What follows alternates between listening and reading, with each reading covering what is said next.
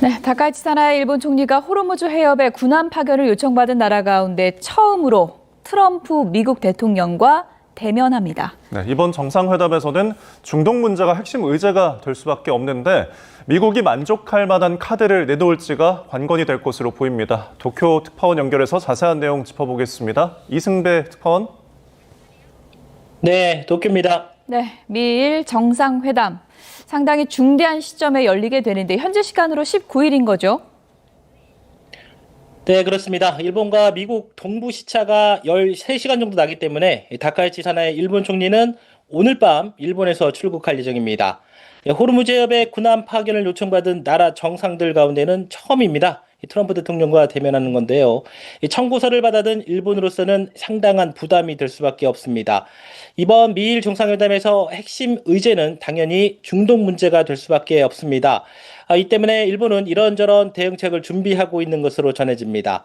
이 관건은 트럼프 대통령이 얼마나 만족할 것인가일 겁니다. 이 다카이치 총리는 오늘 참의원 예산위원회에서 일본 법률에 근거해서 할 수 있는 것은 하겠지만 할 수 없는 것은 할 수 없다고 확실히 트럼프 대통령에게 전달하겠다고 밝혔습니다. 요미우리 신문은 다카이치 총리가 딜레마에 빠졌다고 보도했습니다. 미국의 군사작전에 휘말릴 위험을 피하면서도 미일 결속을 과시하기 위해서는 일정한 공헌이 불가피하다는 것입니다.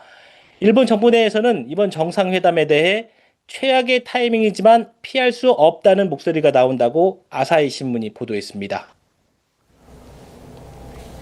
네, 결국 일본이 어떻게 대응할지가 가장 궁금한데요. 현지에서는 어떤 이야기가 나옵니까? 결국은 호르무즈에 군함을 파견할지 말지 여부가 가장 중요할 겁니다. 지금까지 상황을 살펴보면 아직은 확실하게 결정된 건 없는 것 같습니다.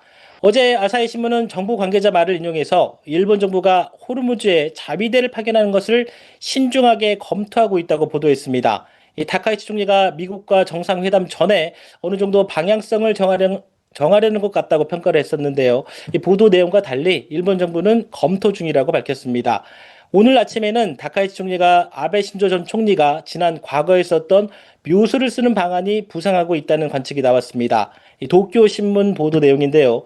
이 자위대 군함을 보내기는 하지만 이 조사와 연구 명목으로 파견하는 방안입니다. 실질적으로 선박을 호위할 수가 있어 대미 협력 자세를 보일 수가 있고 사실상 봉쇄 상태에 있는 호르무즈 해협 등 위험한 장소에서 활동하는 것은 피할 수 있다고 신문은 평가했습니다. 이 밖에 다카이치 총리가 미국의 대응을 지지한다는 의사를 트럼프 대통령에게 전달하는 방안을 검토하고 있다는 예측도 나왔습니다.